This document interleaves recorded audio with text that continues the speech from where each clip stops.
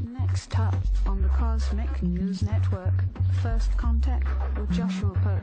Good morning, Earthlings. Good. How you doing today? Good. How you doing today? Welcome to First Contact Radio. Welcome to First Contact Radio. To talk about all these things I'm talking about is because in life, everything is energy.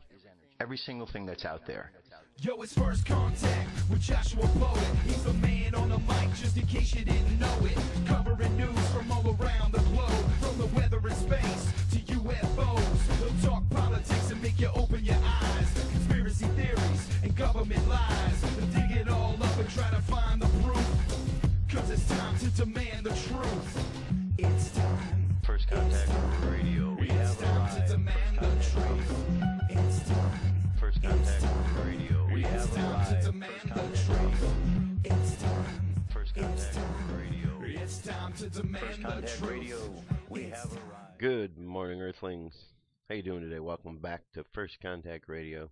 Took a little time off during the Christmas season, kind of just to take some time off, and here we go again, back at it. So let's kick things off here, looking at what I like to call our cosmic weather. What's going on in the cosmos, the universe around us, the energy, because everything is energy. And so we have these ways and systems of looking at energy. Astrology is one of these. So we look at, see what our daily sun sign and our moon sign is. The sun sign is our conscious mind. Our moon sign is our unconscious mind. And as we look at these, we are able to kind of look at the inner workings of our psyche to see what's going on. So right now, the sun sign is in Capricorn, and the moon sign is in Sagittarius. And a Capricorn is an earth sign, and Sagittarius is a fire sign. And earth means form, physical things, things that are created from the fire, the water, the air, to make the earth. And the Sagittarian is the fire, those ideas that are under the surface, and the arrow of the Sagittarian is the arrow of truth, shooting forward. So there's a lot of truthfulness being sought out in the unconscious, while the conscious mind is dealing with the physical. And one of the traps when you're dealing with the physical is you get caught up thinking that is the be-all and end-all of everything. But you have to remember the fire, the water, and the air make the earth. So you have to look past the physical, and that's the illusion that you have to look past. And once you look past the illusion, you're able to see a much bigger picture and understand some of the real positive aspects of the Capricorn, which are perseverance, things of that nature. Alright, so that's what's going on right here. We don't have any squares or triangles coming up to be aware of between the major planets and stuff, so we're going to move on. The moon phase at the moment is currently in the waning phase, only 5% full, which means it is going to be a new moon very soon. The Mayan Oracle, we're on the wave spell of the Skywalker, and today we're in the position here of the dragon. So it's one of these cycles within the cycles that is beginning over again. The dragon starts the cycle of 20 solar symbols. So the dragon's all about birth. And from the dragon, we're going to continue on the path as we normally do. But this other cycle we're in is this cycle of the Skywalker. This is one of the wave spells of 13-day period of time. So the Skywalker wave spell is all about exploration and space, things of that nature. So we've got this exploration going on, which is the theme of these 13 days. And we're at the place along this exploration where we've learned enough about it that we're giving birth to something that we've learned throughout the whole process, a rebirthing. And not only that, but we look at the solar tone here, which tells us the position, the 9th position, called the solar position, is telling us that our intention is important today. The ideas of navigation are part of this energy, because our guide today, the Earth, is about navigation.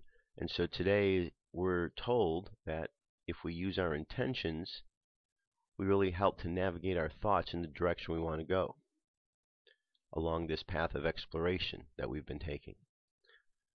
Okay, and just by reading through, you kind of understand a little bit more. Each one, will understand a little differently, but it's all pointing the same direction. We go over to look at our solar wind at spaceweather.com. We see it's at 289.2 kilometers per second. Planetary K-index at the moment is between a 1 and a 2. Got a nice big coronal hole happening here, where we certainly will be feeling the wind from that, or possibly once it blows wherever it's going to go. M-class flares down to 35, X to 5, and geomagnetic storm activity is pretty low as well. Alright, let's look over at 4-minute news, see what's going on here. Good morning, folks. We've talked a lot about cosmic jets and their function in the universe, especially in the star-water context. But when a star is born shrouded in dust and gases, those jets can create a tremendously beautiful cosmic splendor known as a Herbig-Haro object. Good article about them here. Also got an interesting one that relates to both the agro-worries of a solar-driven climate shift and issues feeding the masses. It's outside the GMO solution discourse. Also got a great article published in Geology. The study's all about understanding pyroclastic blasts and the heat shocks that race away at hundreds of miles per hour. Very cool. Skipped a day reporting on the storm near Madagascar. They didn't like it and churned up some power. The East Coast may yet take a glancing effect from those arms. Meanwhile, the biggest storm on Earth just hit the northwest Australian coastline. At this point, there's little for us to do but thank the fact that there's less population there, then wait for the reports from folks that are there. Let's swing up to Europe. Same story as the past few weeks now. The convergence lines on those storms are looking more like hook arms of a massive system. Met only goes so far. Let's get some local Euro weather shares in the comment section today. Big high pressure in the central states and another on the west coast, leaving Florida and the north into Canada as seeing their expected precipitation phase for this time of year. Now we look at the solar wind. Drop-offs at the end showing easing of power with no geomagnetic instability. Even the proton flux is almost all the way down. We did indeed have some small CMEs yesterday that we said were coming to Earth, and now we have both NASA's Enlil spiral in agreement with a little impact to Earth, most missing, and NOAA's Enlil spiral confirms that minor impact from those events as well. Furthermore, the Sun took a night off when keeping with the shutdown patterns, but a complex grouping is heading for the limb with potential to cause more polar radiation storms if we get a limb flare, and even though the trailing sunspot group is fading fast, I still spot a double delta group in the central development of that middle active region. The potential for flaring is as evident as the coming planetary conjunctions to kick off the new year. 5 celestial objects mingling beside a celestial tightrope.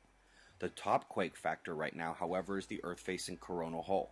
The fields never closed and likely aren't going to close. The power has dropped a bit, making our watch score 7 to 8 as opposed just a solid 8, but don't rethink a darn thing about this extended watch just yet. We sometimes begin to see these inexplicable seafloor jolts in the buoy system. They're never shown in surface volatility, but often precede the shakes. I pulled up every 5.4 quake or higher for the first 27 days of December when there were no major watches.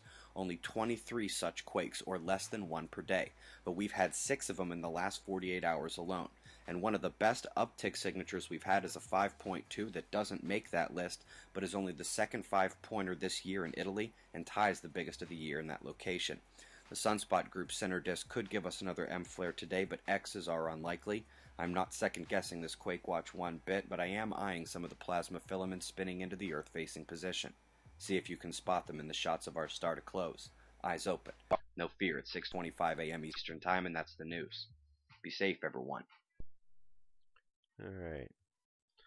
Well, I certainly know out here in Los Angeles, I felt a little bit of a quake going on. Not much of one, but just enough that I knew that it was there. Just enough to know that it was there. So, what I want to get to is, one of the things that with Capricorn, because it's such a focus on what's going on in the physical world and the physical things, there's a tendency around this time of year to really get caught up in the materialism, because that's what's presented. And so we're so busy in life, caught up with everything that's taking place materially, physically, that we don't always pay attention to what's going on outside of that. I mean, that in general is something we don't usually do, but during this time of the year, it's kind of strange, because even though there's the intention that we should be focused on these spiritual events, which the season is about, we get all caught up in the materialistic events. And as such, we don't really see what's going on around us or pay a lot of attention to the planets and the stars. Now, some of us are, and that's why we know about Ison and Nibiru and these other things. But for a lot of times, it's not. So I thought that we'd jump over here and start off by looking a little bit. This is Thor News, catch up what's going on, because he stays on top of what's happening with the planets and the stars, and let's see what's taking place. This is a Thor News presentation. Thor News presents new alien planet found around new brown dwarfs. Well, new is in relation to celestial physics. 1 year ago is when we found them. It's pretty new, man. No matter how you slice that peanut butter bread. Alien planet. That sounds cool. Alright, the straight facts of this video. The two new nearest brown dwarfs to Earth and our solar system have a planet floating around it. That's super cool. And this is 2013, final days. So how anybody even define facts, man? I got no clue. But those are the facts as I know them. And I got that info from Poseidon. So I'm just running with it. But that's it. Yeah, okay. I'll read some and I'll spit out some numbers. And then I'll speculate and get wild imaginationally. And I'll think out loud a little. And I'll maybe make an ass of myself a bit. Alright, we're looking over on the Huffington Post. HuffPo. Astronomers have spotted signs of a possible exoplanet in a nearby system of twin failed stars. I think calling brown dwarfs, red dwarfs, green dwarfs failed stars is more like failed naming. I mean, that's kind of binary thinking, ain't it? It's either a star or it's a failed star. There's no in between. More like star babies.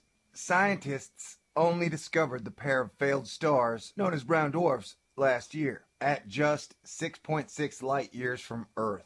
Alright, ladies and gentlemen, tonight we are cross-hatching some of my favorite subjects. Brown dwarfs, planets known but outside of our solar system. Brown dwarf scientists, who do happen to include Amy Mainzer.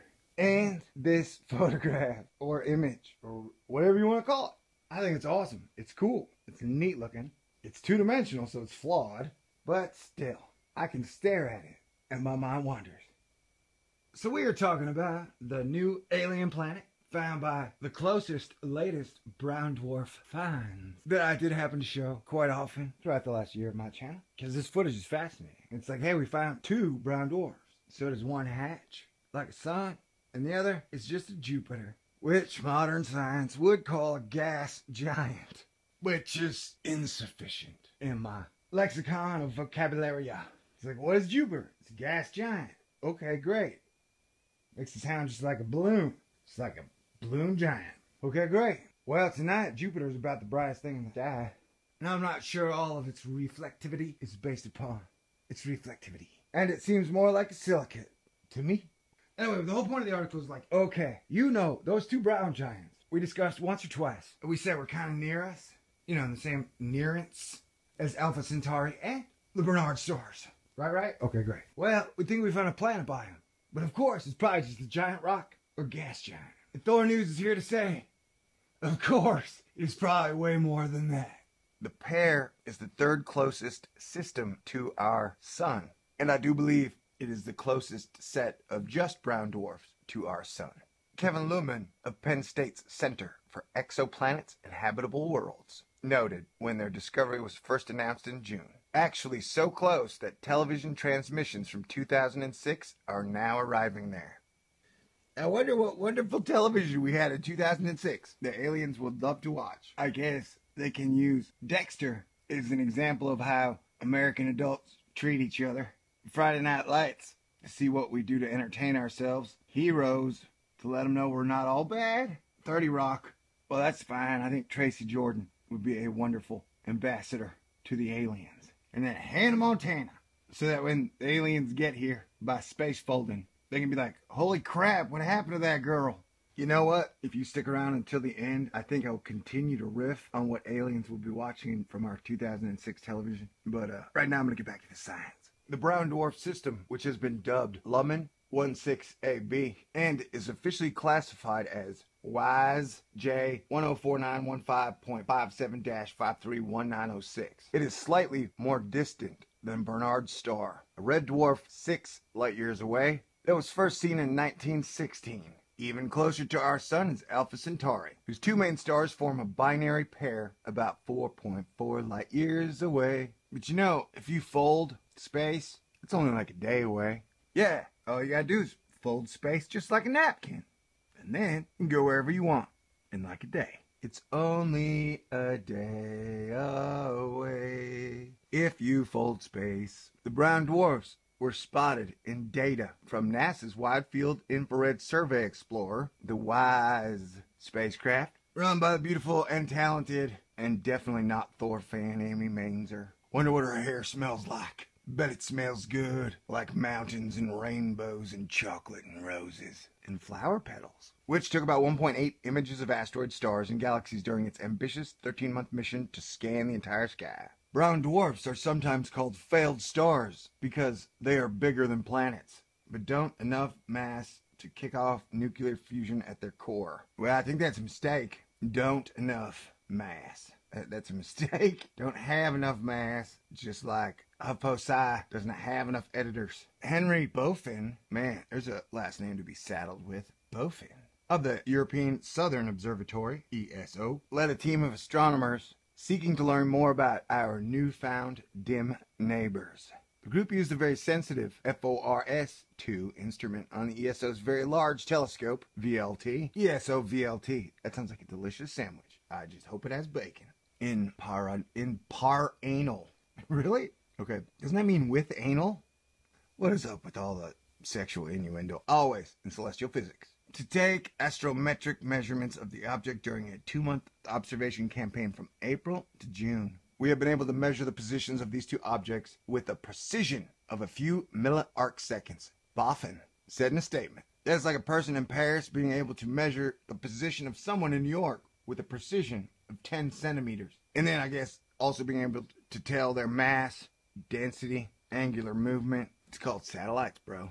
The group discovered that both brown dwarfs in the system have a mass 30 to 50 times the mass of Jupiter. By comparison, our sun's mass is about 1,000 Jupiter masses, or 1 million Catholic masses. Because their mass is so low, they take about 20 years to complete one orbit around each other, the astronomer said. What? I like science's ability to put a round peg in a square hole. That's what she said. Beaufin's team also discovered slight disturbances in the orbits of these objects during their 2-month observation period. They believe the tug of a third object, perhaps a planet around one of the two brown dwarfs, could be behind these slight variations. Wow. Alien planet. That sounds cool. Further observations are required to confirm the existence of a planet. Meaning, more money is going to be needed. But man, that's cool. I support brown dwarfs, or stories about brown dwarfs.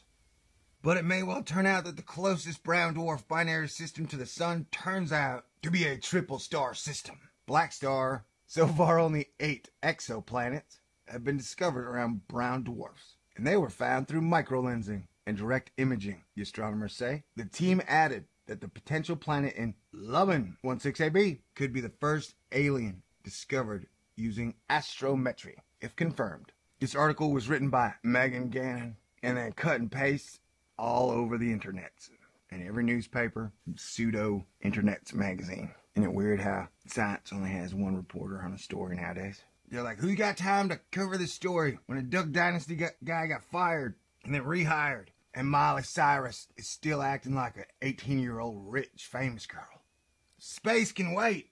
And really, who knows under which circumstances the universe can create life? I know science thinks it knows, but I don't think science knows, man. And who on our planet of the Earth thinks they know how many ways the universe can create life on a planet that has a star? Whether it be a, quote, professional science titled failed star, unquote, professional science titled, or like a Jupiter-y thing. Think of like a Jupiter-y thing crossed with water. Wait, that's crazy. All right, lay in a hammock, close your eyes, breathe 10 times. Think of the beach and the coolest animal you ever met. Open your eyes, stare at the stars. You good? Okay, let's get back to it. So yeah, they found a planet hanging out with 2 brown dwarfs really close to us. using close as a relativity factor of compared to the rest of the entire universe or galaxy. Oh, I have said too much. Yeah, that's true. So once again, I get to ask dumbass questions like, hey, yeah, can Jupiter have an ignition? Can Jupiter go sun? I'm guessing definitely maybe 50-50. That's what I'm putting it at. And people are going to be like, maybe no, you're wrong. I'm like, hey, how do you know? And from what I understand, you're going to be like, okay, we shot out the camera. We looked at the colors that represent what its material will be made of. And that's how we determined it. I'm like, yeah, dude, but from what I know in life, you can't walk on it. You can't talk on it. You can't swim in it. You can't surf around it. And you can't even lay your eyes on it, really, and watch it. And you got no clue, dude. You don't really know how the duck walks. You don't really know how the duck talks. You don't really know how the duck quacks. And you don't know how the duck stacks. Or nor for how the duck attacks. You got theories out the wazoo. Swag theories. Sweet ass guess. No, I know. No, I know. Hey. All right, rock and roll, Brown Dwarfs. All right, so there you go. Pretty interesting what's going on out there. Kind of ties in with the stories. We've heard the stories of Nibiru. We've heard stories of brown dwarfs. What if it's a whole combination of a planet and a brown dwarf? You know, unless it's a planet of brown dwarfs that are going to come down here, like in the Hobbit movies that are going to take over. That could be a whole nother theory that maybe we haven't even explored. Anyway, that's our opening bit here. Let me jump away for a moment. UFO news is up next.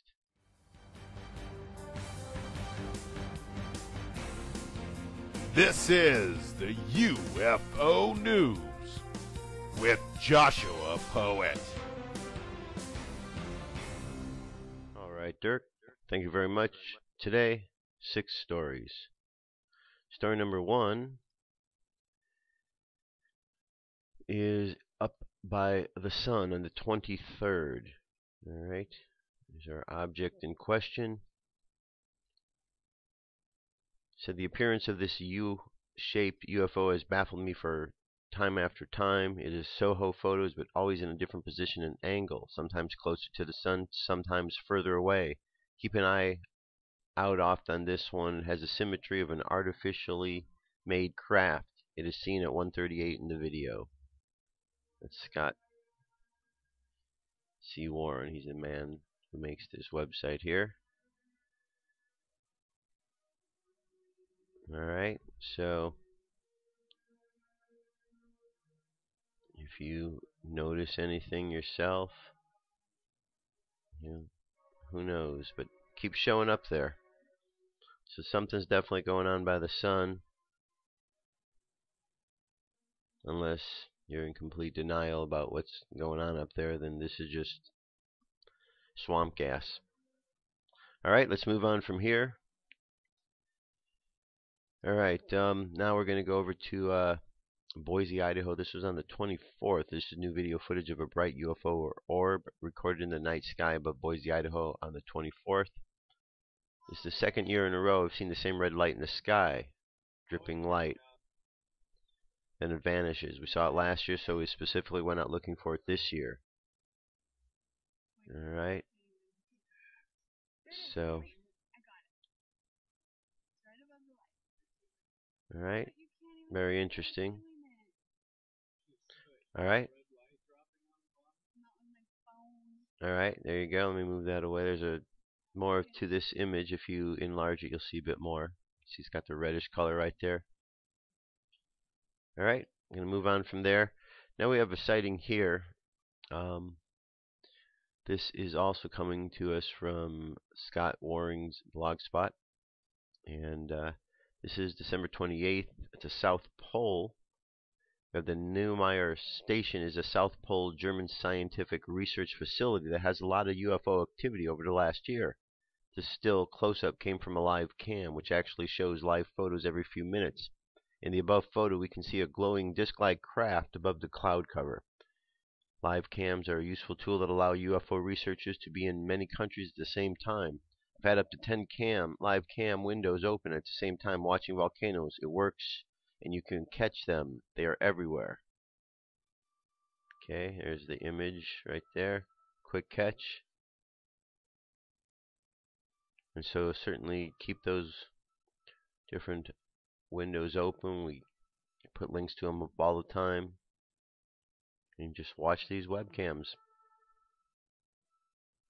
It's amazing what you'll find and what is seen. Alright, let's move on from here. Now we're going to jump over to California. Daytime UFO sightings show Cigar, UFO, rods, and orbs. This video clearly shows multiple UFO or orbs over Newport Beach, California, filmed on the 25th. If you take a look at the 2:35 mark, you will see close-ups of the filmer. Jim Martin explains what is happening. Okay, there we go. Definitely something up there. Filmed this Christmas Day, the 25th, in Newport Beach, California. The session started with a small orb flying by my deck. Once I followed it with the camera, a flurry of orbs and rods came into frame. The video shows clear footage of multiple orbs flying around and various rods and cigar-shaped UFOs flying very fast.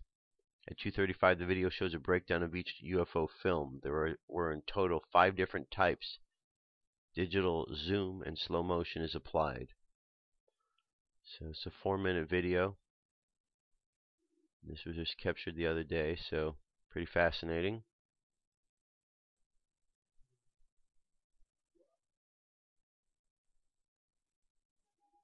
Okay.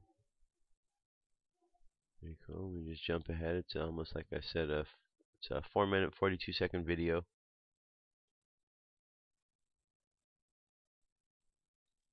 Let's go on a little bit further.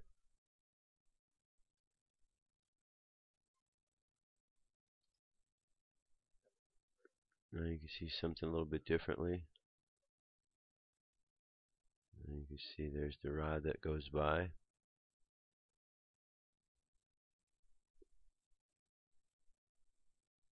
Alright, so I'm going to leave the video link. It's available, firstcontactradio.com. Alright, amazing 5-mile entrance to Zeeman crater.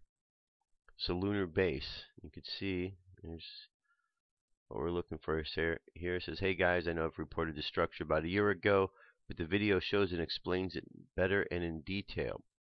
Thanks to Brad, my Australian friend, for reminding me of this one.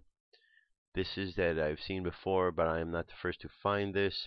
It should really blow you away as it did me. I'm still looking for the allo slide so you can download the picture directly here without using Google Earth. Either way, I thought you would enjoy. These are the coordinates right here. Open Google Earth, switch to Google Moon, and then put those in Zeeman crater. Then make sure you have the lunar orbiter slides on. And when you do, you're going to zoom in, and this is what you're going to find here. Okay. And there he goes. Look at that. There's something right there. Okay, so check this link out. It has all the instructions here, so you can go find this yourself right in Google Earth. See what that object is right there. Like an entryway, huh? Something like when we see Star Wars, the entryways into the planet, into the Death Star. Alright, and one more. This is news from the MUFON symposium. The 2013 MUFON symposium was held in Las Vegas, Nevada, and Open Minds was there. The theme was Science, UFOs, and the Search for ET. Alejandro Rojas interviewed many of the speakers and MUFON personnel. 2 big stories for the conference was the announcement of a new international director for MUFON and the partnership between MUFON and France's GAIPAN. GAIPAN is France's official UFO investigation organization. It is part of the CNES, France's space organization, similar to NASA here in the U.S. Here we got like a nice 5-minute video for you. Let me just give you like the beginning sample of what this is about. There's going to be a changing of the guard, and when I was honored with this position, the deal was that it was for an 18-month stand, and that has come to an end, and everything's back on track. Hi, I'm Alejandro. Alright, so there you go. So that's just a little sample there. I'm going to leave the link available so you can watch it. It's a 5.5-minute video. That is our UFO news. Stay tuned. I've got much more. I'll be right back. What if our government was responsible for some of the greatest crimes against this nation? Would you really want to know? These are big questions, but these questions deserve answers. It's time to demand the truth. People should not be afraid of their governments. Governments should be afraid. 9/11 was an inside job. Kennedy was killed by the CIA. Jimmy Carter saw UFO. Answers to secrets you need to know. So wake up, wake up, wake up, wake up. Wake up, wake up, wake up. Wake up, wake up, wake up, wake up. Wake up, wake up, wake up.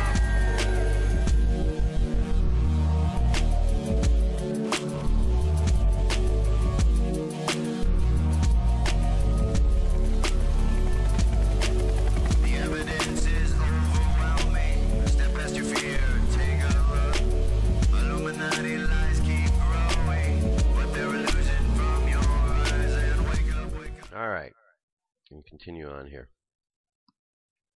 So this first story up here, this was something that played on Conan, so the other night, and just to kind of show that this word is getting out there. So, you know, people are seeing the media, and they're seeing stories being told to them. And the way to, there seems to be a disconnect. You know, people, like, you know, every day people are watching the news, and you're having challenges with them because they're watching the news stories, and they're believing hook, line, and sinker what they're being told. But you understand that behind the scenes, there's another reason why they're telling the stories they're being told. Usually it has to do with money, or it has to do with some sort of threats if they don't tell the right story, and, you know, we know all the stories. So the general public really isn't seeing this. But more and more, we're seeing signs that they're starting to notice that it's been out there and what's going on. And this is a piece that was on Conan, which is pointing this out, how the media is really connected, because it shows a variety of news stations across the country, and yet they are all telling exactly the same story. And if you go on the internet, you can find that there are many types of videos just like this, where you will see the exact examples of them telling the same story in all across the place. So it shows that there seems to be some sort of centralized script location that is then putting a script out to everybody. Because else, why else would they be getting the same info, the same stories? So it's something important I think people understand more and more, and then they don't get, they kind of break through the illusion. Because remember, this is that time of Capricorn. We need to look through the illusions of what's going on. We're getting caught up in the illusion. And so here we go. This is, I'm going to stop rambling here, and let me play this piece for you. This is from Conan O'Brien, and here are some examples. A lot of people think the big news stories these days are, well, a judge ruling against snooping by the NSA, or the big fight in Congress over the new proposed budget. A lot of people say those are the big stories. But judging by local news, and I've been looking at a lot of local news, there's an even bigger story that's sweeping the nation right now. Who are you really shopping for this holiday season? It's okay, you can admit it, if you've bought an item or 2 or 10 for yourself. Well, it's okay, you can admit it if you have bought an item or 2 or maybe 10 for yourself. It's okay, you can admit it. You've bought an item or 2 or 10 for yourself. It's okay, you can admit it if you bought an item or 2 or 10 for yourself. It's okay, you can admit it if you bought an item or 2 or 10 for yourself. It's okay, you can admit it if you've bought an item or 2 or 10 for yourself. It's okay, you can admit it, Todd. If you bought an item or 2 or 10 for yourself. It's okay, you can admit it. If you bought an item or 2 or 10 for yourself. It's okay, you can admit it. If you bought an item or 2 or maybe 10 for yourself. It's okay, you can admit it. If you bought an item or 2 or 10 for yourself. It's okay, you can admit it. If you bought 1 or 2 or maybe 3 or 4, maybe even 10 items for yourself. It's okay, you can admit it. If you bought an item or 2 or 10 for yourself. It's okay, you can admit it. If you bought an item or 2 or 10 for yourself. It's okay, you can admit it. If you bought an item or 2 or 10 for yourself. It's okay, you can admit it. If you bought an item or 2 or maybe 10 for yourself. It's okay. You can admit it if you've bought maybe an item or 2 or 10 for yourself. Is it okay? You can admit it. If you bought an item or 2 or 3 or 10 for yourself. It's okay. You can admit it. If you bought an item or 2 or 10 for yourself. It's okay. You can admit it. If you brought an item or 2 or 10 for you. It's okay. You can admit it. If you've bought an item or 2 or 10 for yourself. It's okay. You can admit it. If you bought an item or 2 or 10 for yourself. It's okay. You can admit it if you bought an item or 2 or 10.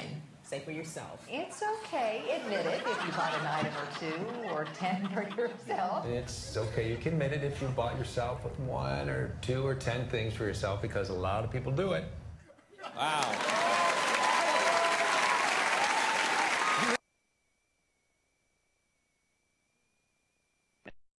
It may seem at first glance, haha, funny, but it just goes to show how quickly a story could go through the channels and it could get passed out. So a false story could very easily be told, or a true story if you know the newsmakers are so inclined.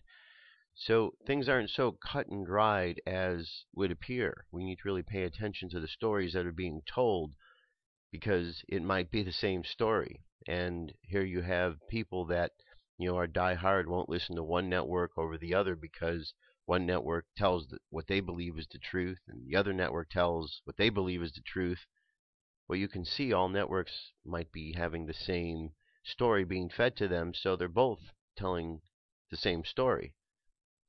It's kind of weird, but just something we need to pay attention to, because I think it's important. And that's what I see when I'm out and about in the world. I see that just people aren't really fully paying attention. And the more that we remind ourselves, and the more that we really remind others, sometimes they may get a little irritated by it. They don't want to be reminded or necessarily think about those things, but nonetheless. All right, sun is flipped upside down as new magnetic cycle begins. So we've talked about this in the past, that this moment was approaching. And appears we have finally arrived. The sun's magnetic now has fully reversed its polarity, making the midpoint of the solar cycle 24, which will be completed in 11 years' time. The sun is flipped upside down with its north and south poles reversed to reach the midpoint of solar cycle 24, NASA has said. Now the magnetic fields will once again start moving in opposite directions to begin the completion of the 22-year-long process, which will culminate in the poles switching once again. A reversal of the sun's magnetic field is literally a big event, says NASA's Dr. Tony Phillips. The domain of the sun's magnetic influence, also known as the heliosphere, extends billions of kilometers beyond Pluto. Changes to the field's polarity ripple all the way out of the Voyager probes onto the doorstep of interstellar space. To mark this event, NASA has released a visualization of the entire process. At the beginning of the 1997, the video shows the sun in the solar cycle 23 with its positive polarity on the top, the green line, and the negative polarity on the bottom, the purple line. Each set of lines gradually move towards the opposite poles, showing a complete flip around 2002, completing the sun's previous cycle. Both sets of lines representing the opposing magnetic fields will then begin to work their way back to culminate in the latest flip. At the height of each magnetic flip, the sun goes through periods of more productive solar activity during which there are more sunspots, more eruptive events such as solar flares and coronal mass ejections, said NASA's Corinne C. Fox. Cosmic rays are also affected, added Dr. Phillips. There are high-energy particles accelerated in nearly light speed by supernova explosions and other violent events in the galaxy. So pretty cool. So we've got our sun now is behaving a little differently. It's completely flipped, so that's good. So most likely it will affect things because we are all affected by the energy around us. And when this happens, when there's a balancing, it's going to certainly affect the way in which we think and move and do what we do down here. All right, have you heard this one? This is quite fascinating. December 2013 marked a very unforgettable day for the people of Seattle, as reported by UFO sighting daily. On December 24th, 2013, Bertha, a huge tunnel boring machine, was already digging down in the native glacial soil when it suddenly stopped in its tracks. Project manager Chris Dixon did not expect this, as the colossal machine would hit anything with the depth of digging that they were already at. Well, theoretically, we're down to the native soils. We're below the zones where they have fill. We're not expecting to find artifacts or railroad locomotives or ships or something like that down there. Many speculated that Big Bertha could have hit in the side walls of one of many alien bases on Earth. Felix Banel, the Seattle historian, elaborated on the history of the place 100 years ago. As a working waterfront, the object could be part of a locomotive or part of an old ship. However, he also did not discount the possibility that the presence of UFOs and extraterrestrial activities. Maybe it's some artificial artifact. Maybe there is an ancient civilization that goes way back and nobody's ever considered. Felix Banks is hoping that whatever it is stopping Bertha, it would be something cool. UFO Sightings Daily is coordinated by Scott C. Waring, who's been affiliated with the United States Air Force at SAC Base and is currently an ESL teacher and ufologist who lives in Taiwan. All right, so there you go. Pretty interesting. Pretty interesting. So we will pay attention to see when they come up with a result of what they did find down there. All right, this story here says fermenting foods, one of the easiest and most creative aspects of making food from scratch. Well, this might be interesting. This is by Dr. Mercola. 90% of the genetic material in a body is not yours, but belongs to the bacteria that outnumbers your cells 10 to 1. These bacteria have enormous influence on your digestion, detoxification, and immune system. Sandor Katz is a self-described fermentation revivalist and has published 2 books on this topic, along with a third one on the underground food movement. He is a native of New York and a graduate of Brown University. Sandor currently lives in Tennessee, where he pursues his interest by presenting workshops around the world on fermentation. Fermented food is something I too have become quite passionate about, and I firmly believe that it's an absolutely essential factor if you want to optimize your health and prevent disease. The culturing process produces beneficial microbes that are extremely important for the human health, as they help balance your intestinal flora, thereby boosting overall immunity. Moreover, your gut literally serves as your second brain and even produces more of the neurotransmitter serotonin, known to have beneficial influence on your mood, than your brain does, so maintaining a healthy gut will benefit your mind as well as your body. Fermented foods are also some of the best chelators and detox agents available, meaning they can help your body get rid of a wide variety of toxins, including heavy metals. It wasn't until in my 20s that I first began to learn and observe some of the digestive benefits of eating live culture fermented foods, Sandor says. It was another decade after that I lived in New York City, moved to rural Tennessee, and got involved in keeping a garden that I first had a reason to investigate the practice of fermentation. All of the cabbages were ready at the same time, and I thought I should learn how to make sauerkraut. I did a little bit of research in cookbooks and started making sauerkraut. Thus began my investigations into fermentation about 18 years ago. When fermenting vegetables, you can use a starter culture or simply allow the natural enzymes in the vegetables to do all the work. This is called the wild fermentation. Personally, I prefer starter culture as it provides a large number of different species, with the culture can be optimized with species that produce high levels of vitamin K2, when research is finding is likely every bit as important as vitamin D. For the past year, we've been making 2 to 3 gallons of fermented vegetables every week in our Chicago office for our staff, which they can enjoy with the lunch we provide as an employee benefit. We use starter culture as the same probiotic strains that we sell as a supplement, which has been researched by our team to produce about 10 times the amount of vitamin K2 as any other starter culture. When we had the vegetables tested, we found that in a 4 to 6 ounce serving, there were literally 10 trillion beneficial bacteria, or about 100 times the amount of bacteria in a bottle of high potency probiotics.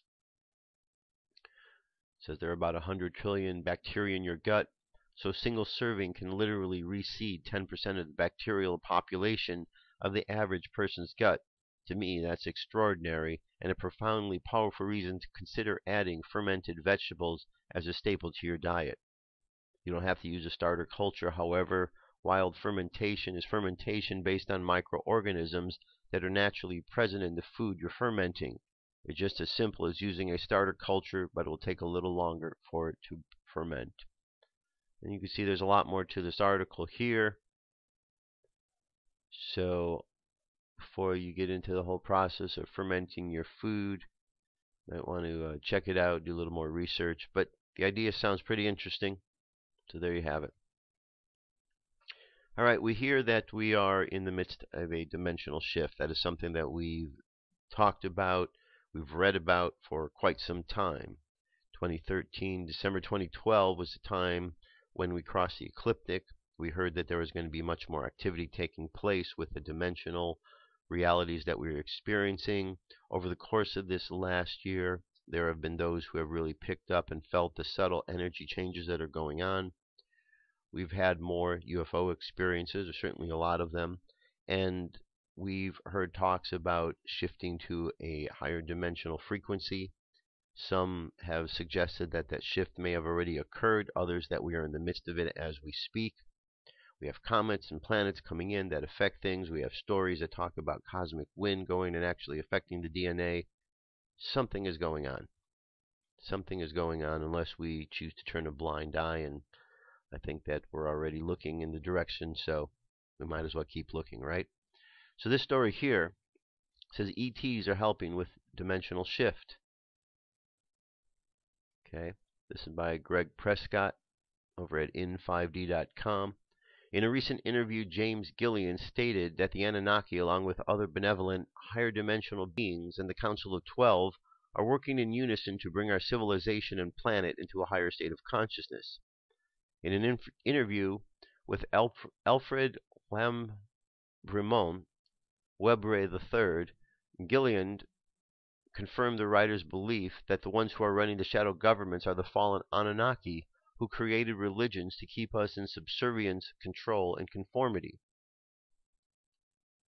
According to Gillian, the returning Anunnaki are very benevolent.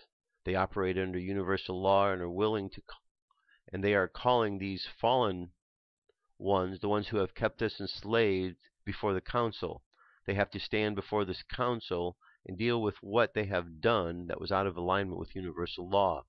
They are also working with the Pleiadians, the Andromedans, the Arcturians, and the other beings in conjunction to remove the fallen ones and the reptilian alliance.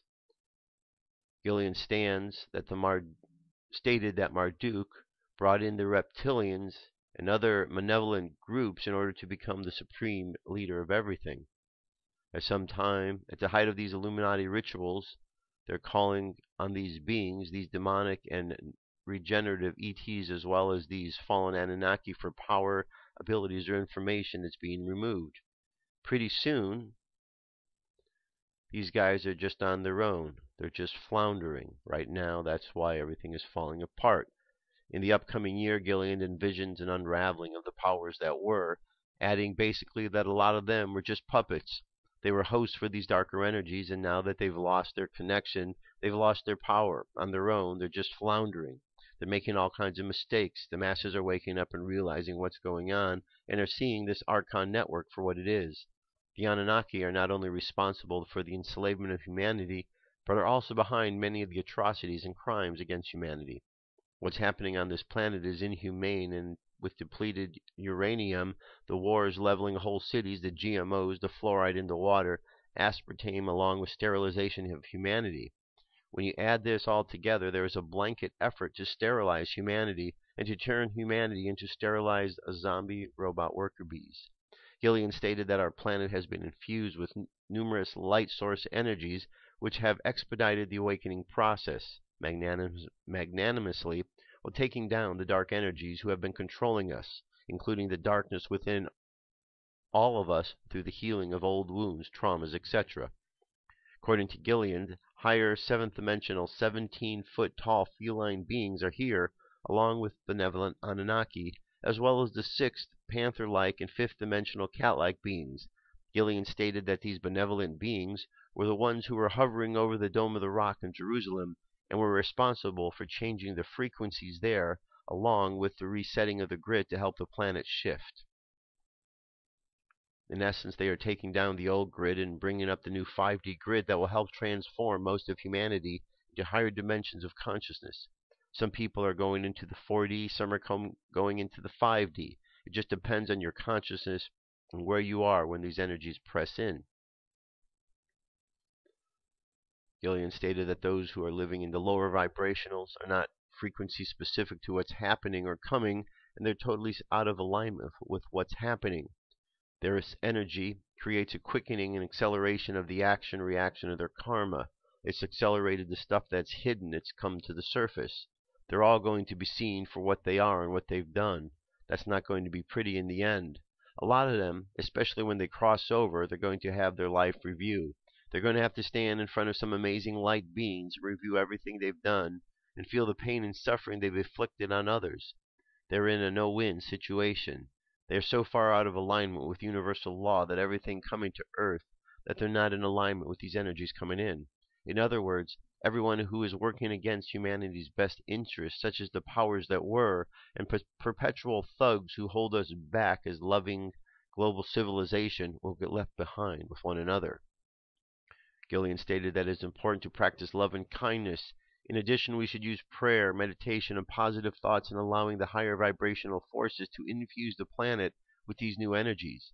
If people just set aside time and prayed, set intentions, or use meditation to focus on the world you want to see, love, joy, and bliss, and ask these higher dimensional beings to help, then they can come in, according to universal law, and assist us even more. If we start asking for help to put the intention out there that we really need to get through these times, we're going to see some divine intervention that is just going to be incredible. If enough of us ask for help, we can put an end to the tyranny here. And here's a nice video. A little bit more information. It goes on to say that the bottom line is we just have to start participating in anything that is harmful to humanity and Earth. Any organization that is not operating out of integrity and is not honoring the divine rights of everyone, they need just to walk away. This includes all people who work for companies that harm the planet, our air, water, and food supplies. It is through these inhumane acts that we are waking up to the atrocities that we are experiencing. The old ways of doing things are not conducive to the new ways. The new energies will continue to crumble, and will continue to crumble with Pluto and Capricorn until 2013. As stated many times on, in 5D we will continue to see the collapse of money, government, and religion. This should be welcomed, not feared, as these have kept us in economic subservience and have prevented us from our true potential as individuals and as global communities. Gillian added that the density of the old ways cannot exist with these new energies, which means that we will see an end to all tyranny and oppression as soon as we can reach the critical mass of people needed to elicit the help from our benevolent galactic neighbors, friends, and family. What we are seeing in a last-ditch effort by the powers that were in trying to maintain their oppression over humanity, and with these new energies, that they are destined to fail sooner than later. Because of their lack of compassion for humanity, it is more than obvious that these were not terrestrial beings who were manipulating the planet, yet their human-based puppets are still trying to rule by the same oppression. In the end, they will all be held accountable for the actions and will be left behind as the rest of the planet moves into higher dimension of consciousness. All right. Well, that's pretty good. Got a good information there. Kind of fits into the old stories. The wicked and the ungodly will be removed. This says that the wicked and the ungodly will be left behind. Kind of in the same ballpark. All right, here's a message. This is from the High Council of Orion. It is time. Channel Dissension message from the High Council of Orion. December 24, 2013, channeled by Holly Hawkins Marwood, transcribed by Paul Marwood. The Council. Greetings, dear ones. We are the High Council of Orion. Now is the time for each and every soul on the planet who is resonant with this to step into their personal power and knowingness and really begin to work with the energies beyond the third dimensional realm. Begin to trust that the unseen energies that are in and around you are just as real as anything you perceive as real, in your third dimensional world that you can experience with your five senses. Now is the time to really begin living into the truth of what you've been learning and studying, not looking for salvation from without, not looking to be rescued, not looking to be saved by a new political leader, a new way of thinking, a change in the government, or even assistance from the beings in the star realms to come down and wave a magic wand. Now is the time to begin living into your new reality, and that doesn't happen by being saved by external changes or external sources. This is the time of personal empowerment where you get to stretch your understanding and your knowingness to begin working with energies beyond the physical to see how beautiful and how empowered each one of you are as a light being unto yourself. Begin working with positive thought and visioning. Begin with saying things only in the positive. Begin with the cessation of complaints. Begin with holding the space that all solutions are available, even if they're not seen yet, even if they're not understood yet. The solution is always there. Begin working with energies of manifestation and the law of attraction. Begin working with energetic healing. Begin working with different forms of working with energies such as pendulums, and even cards, such as tarot cards. Begin asking for guidance and assistance from your angels and your spirit team. Begin asking for assistance from your gurus and from your God, not from a place of being victimized, but from a place of understanding it is now time to work with the unseen realms. It is time to throw off the coat of feeling small and insignificant and victimized by your humanity and break through that shell and into the beautiful expression of the light being that each and every one of you are, where you have the potential to exist and thrive in the third dimension, but also in the realms of the energetic world around you, where you work in collaboration and work beyond what you have known so far. It's a beautiful opportunity to not withdraw, but to expand and push yourself to live into the truth of who you are as an infinite being here on this planet at this time to effect positive change. That positive change is effected and brought forward by you stepping forward and connecting to what appears to be unseen and begin to harness those energies to uplift your life now. Feel that empowerment. Feel that joy, excitement, and knowing that you are, in fact, a creator God of your life and also of life on the planet at this time. Every light being is important now. Waking up to it and contributing is essential at this time. Always holding forth the vision of pure positive potential in every aspect, in every action, every interaction, every experience. Enjoy the journey and we support you in expanding into your fullest potential. Be blessed. We are the High Council of Orion. Alright, that's a good message. Good message indeed. And let's look at here our little angel. Our angel says, your desired outcome will occur in the very near future. Have patience and faith and do not force anything to happen. All kind of saying the same things. Perfect timing because it is the end of the year. And as such, just a reminder, I like to do a goal setting workshop. I've been doing this at the end of the year, every year, for a while now. And the whole purpose is simply to kind of focus us. Because we go through a year and a lot of stuff happens and we can get caught up in the physical world. But if we kind of keep our focus on where we want to go, what it is we're trying to do in life, it all makes a big difference. Even if we never go and never look over those goals over the course of the year. So for those of you who last year were doing the goal setting workshop, and if you go ahead and look at your goals from last year, even if you haven't looked at them all year, and I bet you'll find that just because you wrote them down, you'll see that you've gone through and you've made progress along those. And maybe some of you have kept track throughout the course of the year. Anyway, kind of do an assessment today, because tomorrow we're going to do that goal setting workshop again, and we're going to kind of set a focus on where we're going to go for 2014. Where we're going to go individually, collectively, but just to kind of put us in the right direction. I mean, that's what it's all about, right? Everything we're hearing about is talking about focusing our mind, getting ourselves thinking positively, and that's what it's all about. So we're going to do that tomorrow. So start to kind of get those thoughts going about what you're going to do. And we'll put it all together tomorrow during the show. All right, let's jump over to today's meditation for today. It's one of these free meditations from Joanne Wright. All right, here we go. I want you to take a deep breath. and exhale. Close your eyes. Take another deep breath and exhale. Okay, let's simply imagine the planet Earth. And imagine the Earth as you know it to be, the pictures you have seen of it. And I want you to imagine sending light to the planet. Light. Sending love to the planet. And as you do, you feel and you notice the darkness anywhere is removed and the planet begins to shine bright.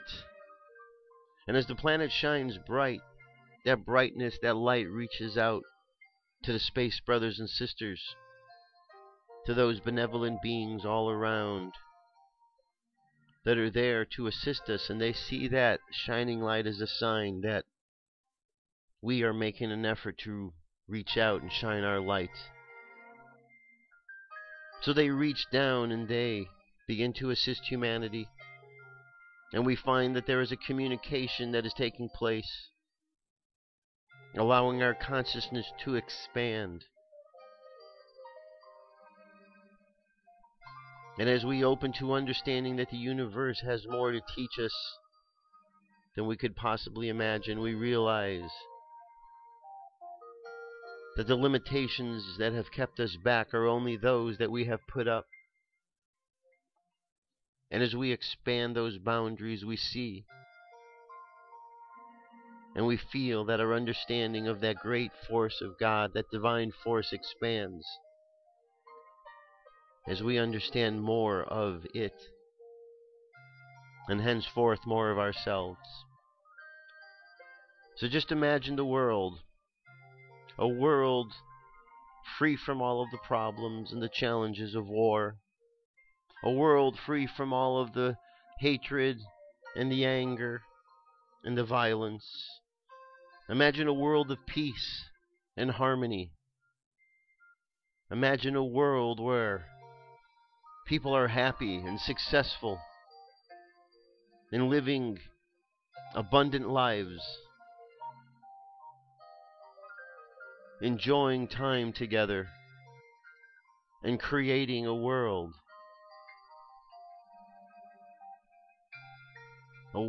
that is continuously peaceful and happy and harmonious. Just imagine this world, and imagine and know that our thoughts create that which is the place we want to go. So hold that in your mind's eye.